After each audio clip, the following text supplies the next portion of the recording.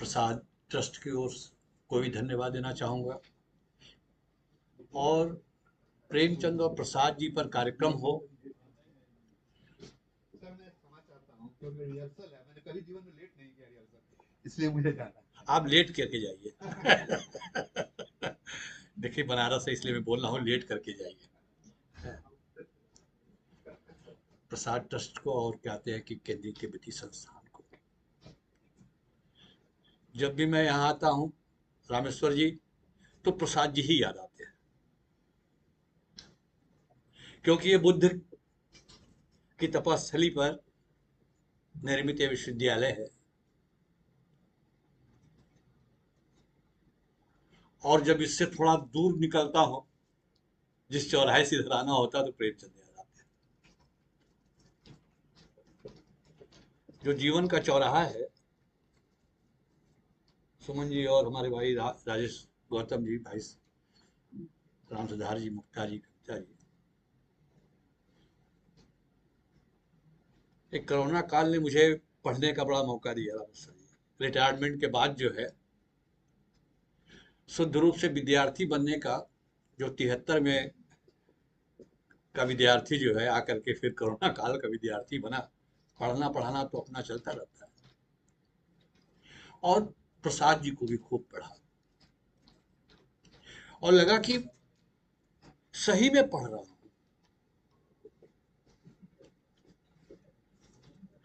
और जब बात आई कि प्रेमचंद और प्रसाद पर साथ साथ हो जाए, ये जो परिकल्पना है वो साहित्य के लिए भी महत्वपूर्ण है और काशी के लिए तो है ही है।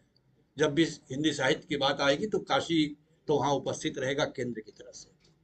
नाटक की बात आएगी, भारतन जी रहेंगे। यथार्थ की बात आएगी तो देखी तुमरी काशी तो रहेगी ही रहेगी, जिसमें जीवन का यथार्थ है। प्रेम योगिनी रहेगा ही रहेगा।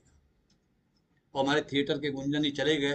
काशी के प्रत्येक रचनाकार जितनी सहजता के साथ उनकी कृतियों का मंचन हो सकता है, मैं समझता हूं देश के दूसरे हिंदी सेवकों की ऐसी रचना नहीं है।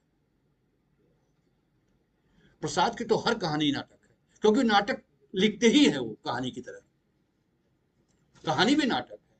और इन दोनों के रचनाकारों की सबसे बड़ी जो समानता है, वह सब एक विधाओं का एक दूसरे में जो है प्रक्षेपण, अतिक्रमित करते हैं। प्रसाद यदि कहानी लिखते हैं तो नाटक की तरह लिखते हैं, शुरुआती नाटक की तरह से,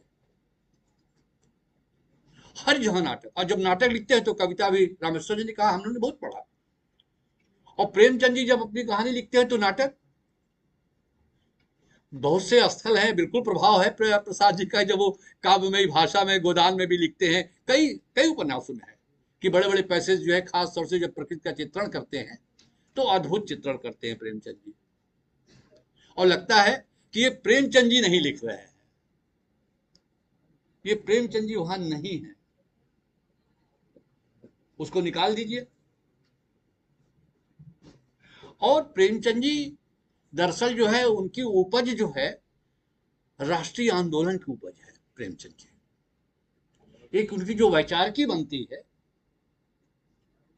वो उसकी वैचारिकी है। शिवरानी देवी जी कह रहे हैं कि आप तो मिलकर के आए भारतीय जी, अरे गांधी जी से, तो कह रहे मैं तो उनका चेला हो गया।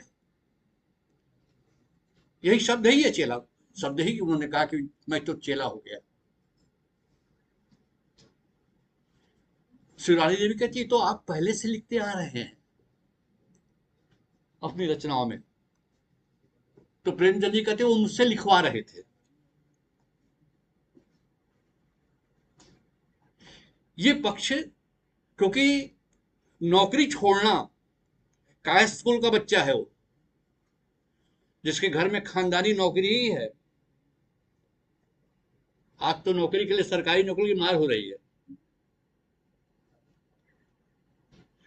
वो बच्चा जो है नौकरी छोड़ता है और अपनी पत्नी से कहता है कि अब मैं ठीक नहीं है, जिसका वर्णन हो चुका, सोजे वतन आदि की चर्चा हो चुकी, दोहराने की आवश्यकता नहीं। कहा कि छोड़ दो, सोच के बताओ, क्योंकि बाल बच्चा सब है। और 3 दिन का समय। तीसरे दिन जब शिवरानी देवी से पूछते हैं कि क्या निर्णय किया, छोड़ दू नौकरी, तो उन्होंने कहा कि मैं तो पहले दिन से तय कर लिया था, क्योंकि मैं जान रहा हूं कि आपका मन यहां नहीं लग रहा। शुद्ध हुआ एक तरह से उस समय प्रेमचंद जी खड़े हैं राजनीति के साथ। इसलिए वो कहते हैं कि राजनीति के पीछे चलने वाली नहीं है, ये राजनीति के आगे चल रही भाषा। ये सोच का अंतर है। इसीलिए उनके पूरे साहित्य में जो दोनों का अंतर अभी रामेश्वर जी बता रहे थे, एक वैश्विक दृष्टिकोण को लेकर के, बिल्कुल स्पष्ट है। उसमें जो स्थानीयता का भेद है उसके कारण आया है। इसलिए उनका पूरा साहित्य अपने समय के साथ साथ चलता है। जितनी अच्छाइयां हैं वह भी हैं, और जितनी बुराइयां हैं वह भी। और दोनों बड़े पक्के मित्र थे, बता दूं मैं आपको, बहुत सारे संस्मरण हैं। प्रेमचंद जी हंस निकाले थे, तो हंस नाम भी प्रसाद जी ने ही दिया था। और प्रसाद जी उसके अस्थाई लेखक भी थे, ये भी जानिए। जबकि निराला जी को भूमिका लिखाने में कुल मशक्कत करनी पड़ी। याद रखिए, प्रेम प्रसाद जी का क्या एक, जिसको मैं कहूं कि साहित्य जो अंदर पैदा करता है, मनुष्य के अंदर जो स्वाभिमान पैदा करता है, जो अपने होने का बोध कराता है, लेकिन प्रेमचंद जी के लिए लिखते थे। और गुंडा कहानी तो प्रेमचंद जी ने कहा कि लिखे, और वो दृश्य बड़ा अद्भुत है। नेहरू जी आए हुए थे काशी में, सारे साहित्यकार जुटे, और उसी में कोई बात जो है खटपट हो गई, क्योंकि इतना वैदिक परंपरा का पूरा ज्ञान, जिस पर भारत अपने को सांस्कृतिक दृष्टि से सबसे समृद्ध समझता है, कि अमर्त्य वीर पुत्र हो दृढ़ प्रतिज्ञ, सोच लो वाला जो स्वाभिमान है भारत का, वो भी बैठा हुआ उसी में। नेहरू जी की बात पसंद नहीं आई, लेकिन शिष्टाचार तो था ही। इसी बीच प्रसाद जी उठ खड़े हुए और कुर्ता ऐसे कर लिया। प्रेमचंद जी भी जो है भी उठे और ऐसे किए। उन्होंने सोचा कहीं बनारसी अंदाज में तो नहीं आ गए प्रसाद जी। तो उन्होंने कहा, प्रसाद जी ने कहा नहीं ऐसी कोई बात नहीं है उसे। तो प्रेमचंद जी कहा, अरे भाई ये तो आप एकदम गुंडे की तरह उठने लगे। तो गुंडा कहानी हंस के लिए लिखा, और फिर उसका चरित्र देखिए। अर्थ संकट तो था ही, इधर ऋणग्रस्तता थी, उधर नौकरी चाकरी का था। पैदल खूब चलते थे प्रेमचंद जी, कि पैसा जो बचेगा काम आएगा। कई बार कहा कि भाई प्रेमचंद जी आप इस तरह से मत चला कीजिए, कपड़ा सत्ता गड़बड़ सड़बड़ पहने हुए हैं, छाते में पोटली लगाए हुए हैं, चल रहे हैं, अच्छा नहीं लगता आपको। वो छाते में पोटली लगा लेते थे, जैसे देहात में लगाते ना, प्रेमचंद जी ऐसे निकल आते थे। तो बड़ा गहरा था। यहां तक कि प्रेमचंद जी ने शुरुआती दौर में प्रसाद जी पर कड़ी आलोचना की, कि इतिहास का गड़ा मुद्दा उखाड़ रहे हो, याद कर रहे हो, इस तरह की जो बातें आती है, बल लिखा हुआ है उसमें। लेकिन प्रेमचंद जी ने यह भी लिखा, अरे भाई वो ऐसी बात नहीं है, कंकाल की बड़ी तारीफ की उन्होंने। कहा ऐसी बात नहीं है, मैं तो प्रसाद जी से मिलकर के तो उनकी प्रति मेरी धारणा ही बदल गई, कि प्रसाद जी और काशी का साहित्यकार तो वही रहेगा ही रहेगा, यहाँ की जमीन का ये माने जिसको मैं कहूं कि गंध है। यदि भारतीय, यदि शुक्ल जी के परिवार के मुक्ता जी बैठे, यदि वो लोक मंगल कर रहे हैं, तो बार बार जो है प्रसाद जी अपनी आलोचना विश्व मंगल की बात करते हैं।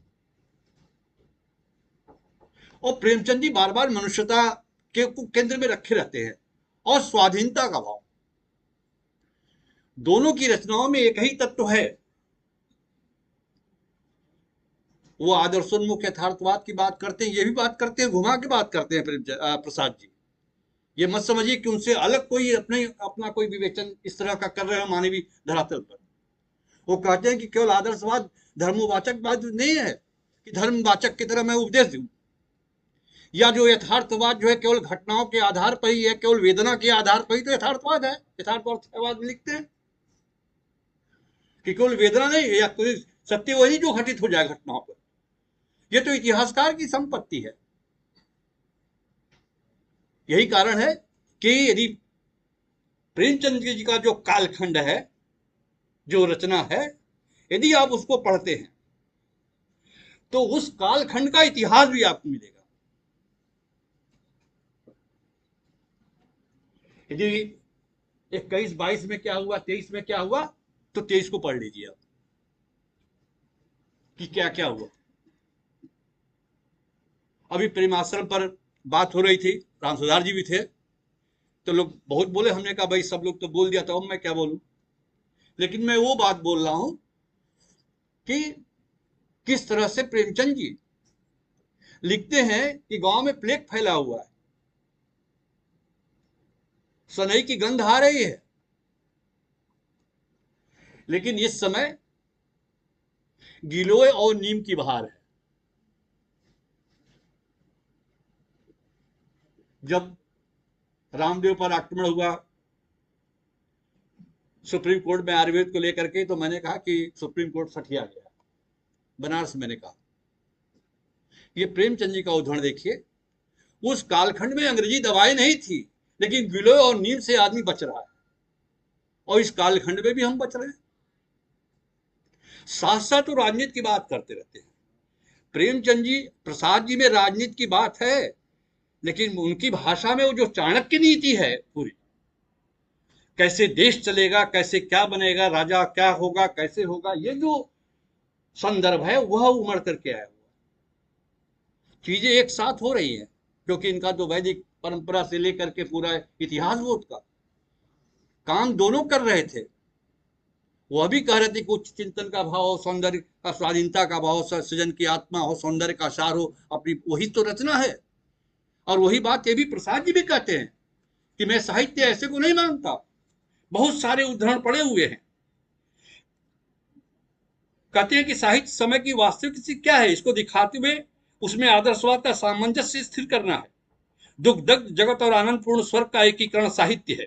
इसलिए असत्य घटित घटना पर कल्पना की वाणी को महत्वपूर्ण स्थान देती है, जो निजी सौंदर्य के कारण सत्य पर प्रतिष्ठित होती है, उसमें विश्व मंगल की भावना ओतप्रोत होती है। आप आदर्शोन्मुख यथार्थवाद देख लीजिए। मैंने कहा कि 3 आदमी एक साथ हैं, प्रसाद जी भी हैं, शुक्ल जी भी हैं, और कहते हैं प्रेमचंद जी भी हैं। शब्दावली अलग है, लेकिन जो साहित्य की जो मूल आत्मा है कि साहित्य क्या हो, कविता क्या हो। कितनी बार जो है प्रसाद जी के नाटकों में जब मैं पढ़ता हूं तो बार बार कविता की परिभाषा आती है। कविता कहाँ है, एक परिभाषा नहीं प्रसाद जी की है, बार बार कहते हैं इसकी कसौटी है, अनंत भोट का फल है, यह वर्णवृत्त चित्र है। जैसे धूमिल को पढ़ते हुए बार बार कविता की परिभाषा आती है, वो बार बार कविता की नई परिभाषा देते हैं, क्योंकि वो तलाश रहे थे उस चीज को। तो दोनों का कालखंड कभी कभी में बिल्कुल वही सही बात है कि आलोचना की दृष्टि में होता क्या है कि एकांगिता नहीं होनी चाहिए, साथ साथ है उस खंड में। अब संदर्भ जो अलग पकड़ लिया तो वो अपने रास्ते चलेंगे, वो अपने रास्ते चलेंगे। फिर वही जो रामेश्वर ने कहा, मैं उससे बहुत प्रभावित हूँ। गांधी जी का प्रभाव था। जब मैंने एक तत्वों के लिए लिख लिखा कि साहित्य के गांधी प्रेमचंद जी, और यदि मैं यहां की धरती पर बोलूं खड़ा होकर के, तो साहित्य के बुद्ध प्रसाद है। इस चीज को इनकार नहीं किया जा सकता। और विद्यार्थियों के लिए कह रहा हूं कि जब कविता ने कहा तो हमने कुछ संस्करण मैंने बता दिए थे कि ऐसा है, ऐसा लोग बात करते थे। जब आया तो हमने कहा अच्छा चलो। तो महादेवी जी ने 2 लेख लिखे। ये पुस्तक बच्चों के लिए है, सब लोगों ने देखा है, संस्मरण। इसमें एक संस्मरण प्रसाद जी पर है और एक संस्मरण कहते हैं कि प्रेमचंद जी पर है। अब सोचिए कि महादेवी स्वयं में एक बड़ी रचनाकार, उनके जैसा गद्य, छोटे छोटे गौराव गिल्लू और सबको लेकर के उस पात्र को अमर कर दिया उन्होंने, रामा को अमर कर दिया। उस कालखंड में बड़ी ईमानदारी से, मैं तो पढ़ता ही गया, अभाव इतने आते हैं कि मैं सब भूलता रहा, इतना मैं विभोर हो गया उनकी लेखनी पर।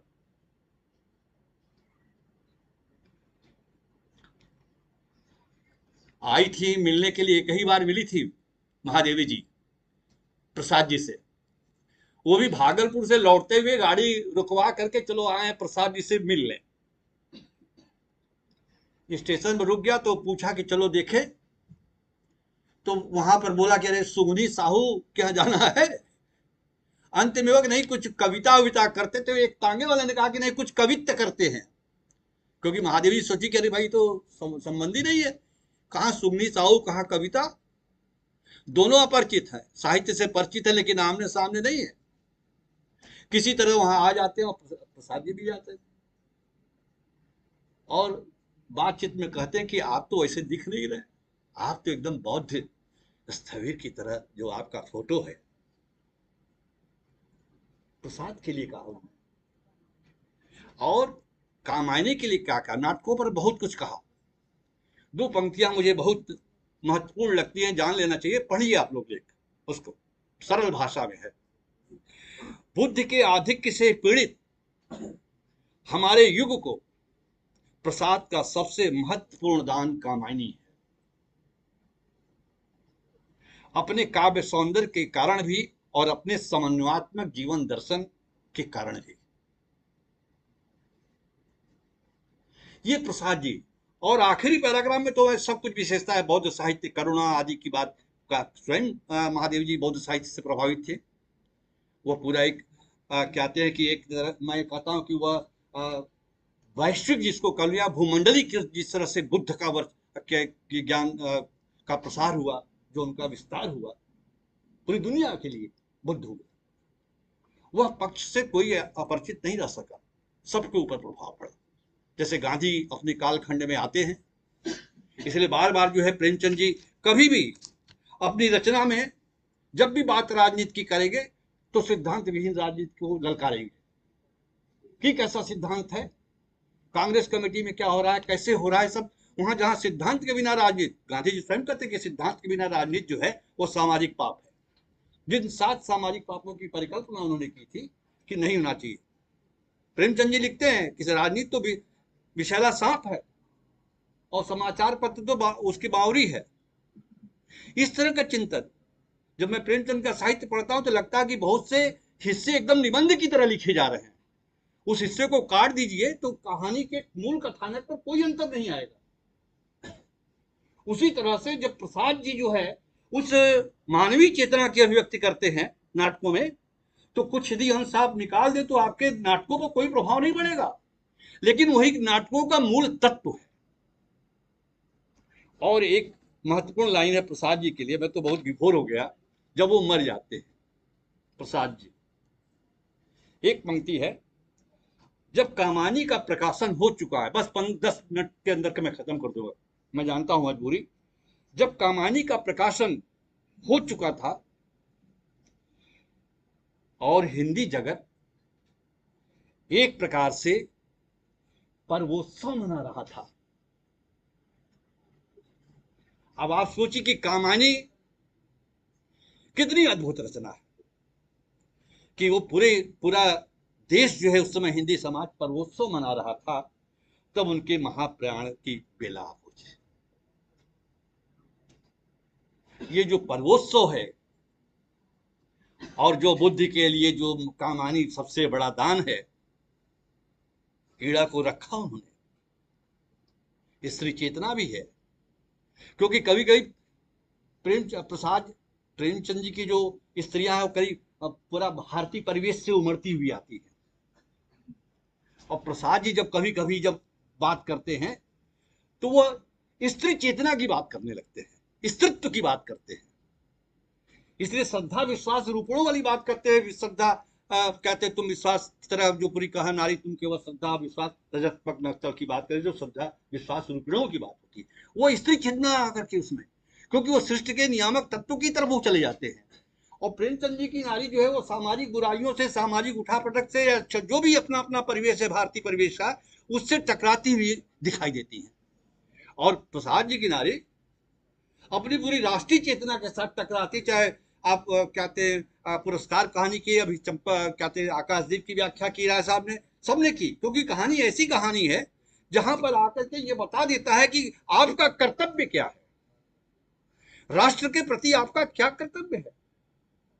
आज तो केवल स्कूलों में अधिकार की पढ़ाई पढ़ाई जाती है कि बच्चों तुम्हारा अधिकार ये है, कर्तव्य चित शिक्षा दी जा रही है।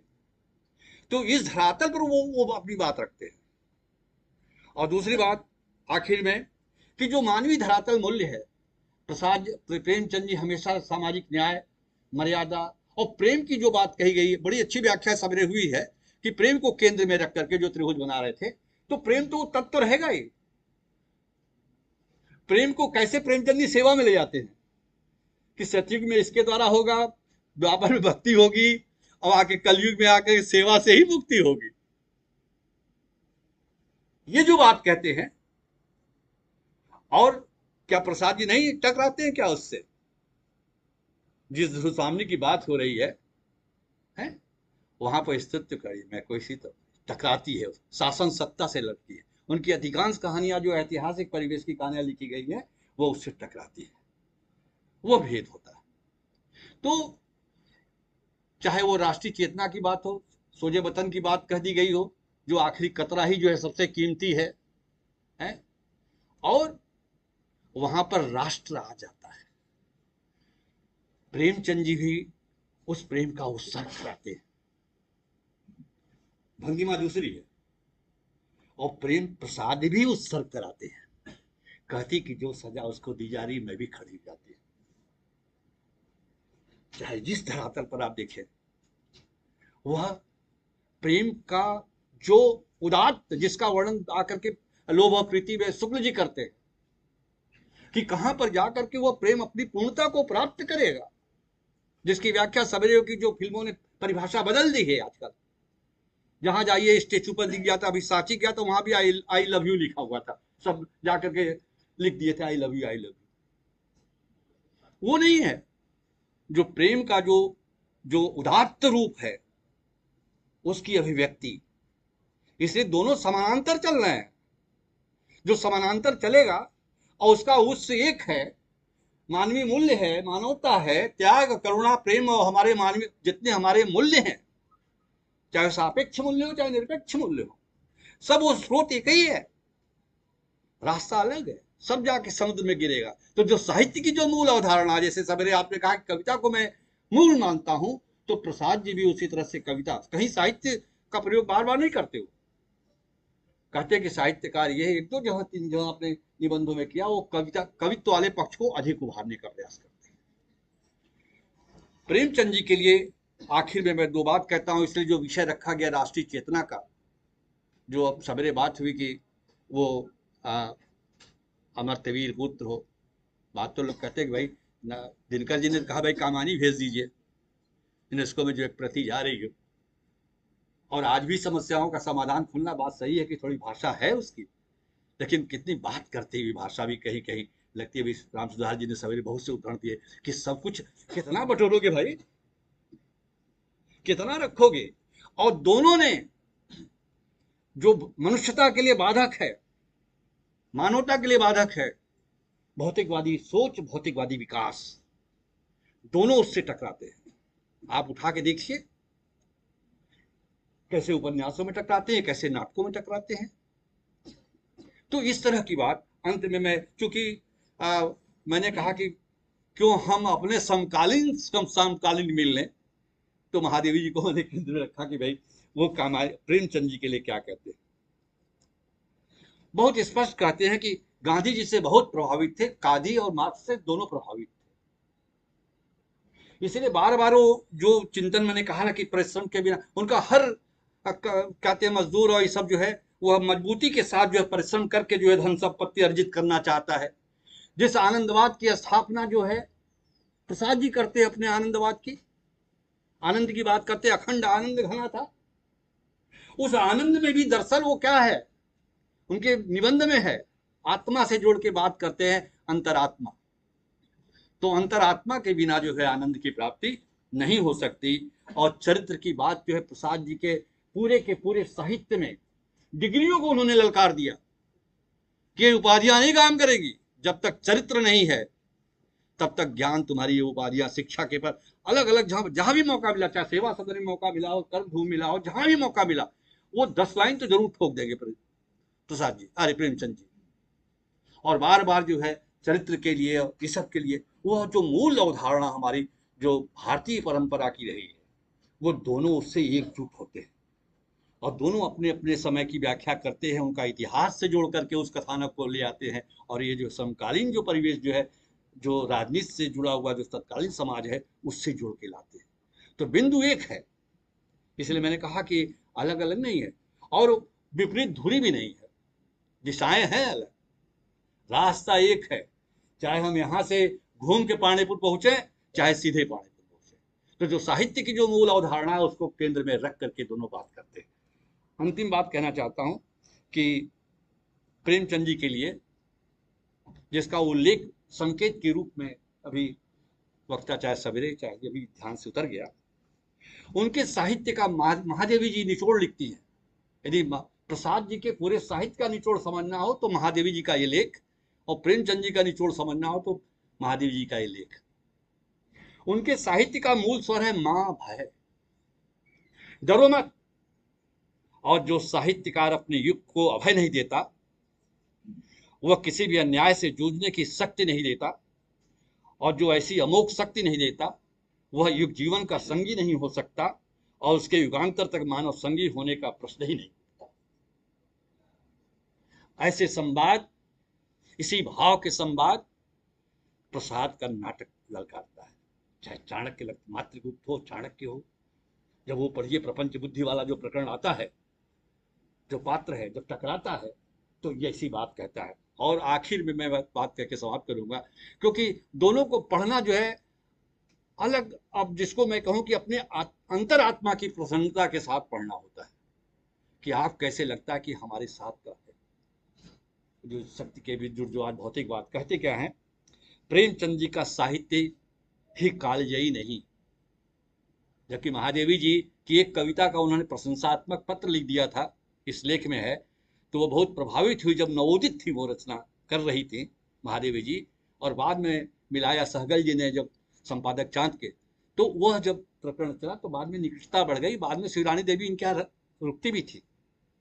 तो प्रेमचंद जी का साहित्य ही कालजयी नहीं, वह स्वयं भी अपने जीवन से कालजयी है।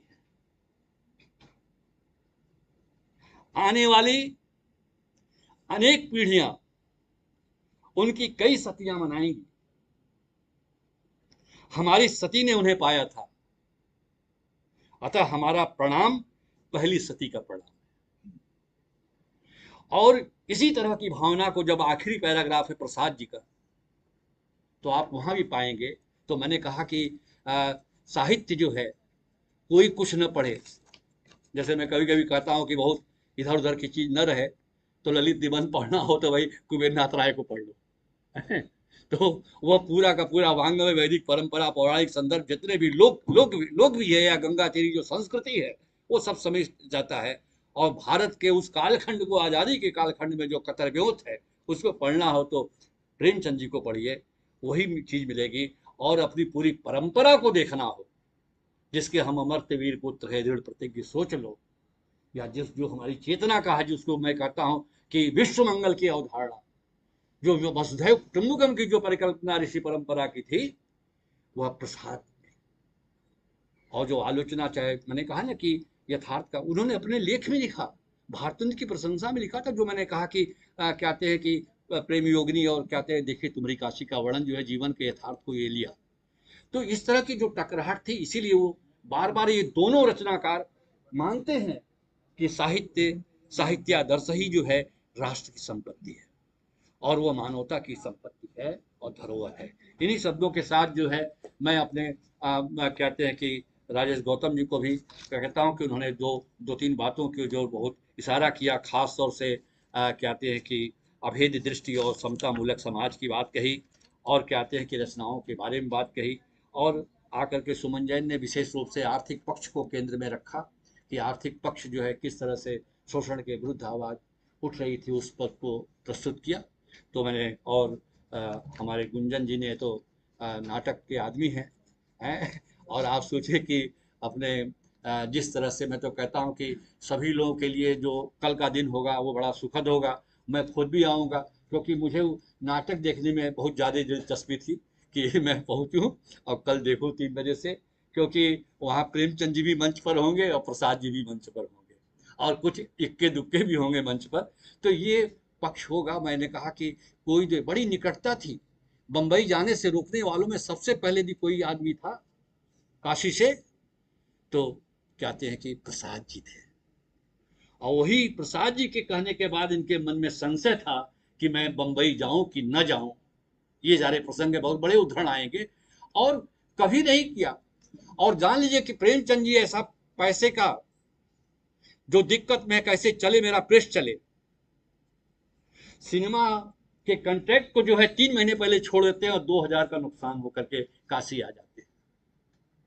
केवल एक घटना ने उन्हें वहां बंबई न रहने दिया, जिसका उल्लेख जो है कलम के सिपाही में शिवभोजन सहाय की वार्ता से जो है उल्लिखित है, केवल इसलिए क्योंकि वह मर्यादा थी। एक डायरेक्टर ने केवल एक छड़ी से एक एक्स्ट्रा आर्टिस्ट के सीने पर छड़ी लगा दी थी, महिला आर्टिस्ट के सीने पर, और मैं प्रेमचंद जी बैठे हुए थे वहां पर, और प्रेमचंद जी को यह बर्दाश्त नहीं हुआ और जिस भावना के साथ जो है उन्होंने मर्यादा किया और छोड़ दिया, 2000 रुपये उस कालखंड में छोड़ दिया। तो मैं कहता हूँ कि प्रसाद जी जो है जो न्याय और मर्यादा के रचनाकार हैं, भारतीय मनीषा के, तो दोनों रचनाकारों को मैं पुनः प्रणाम करता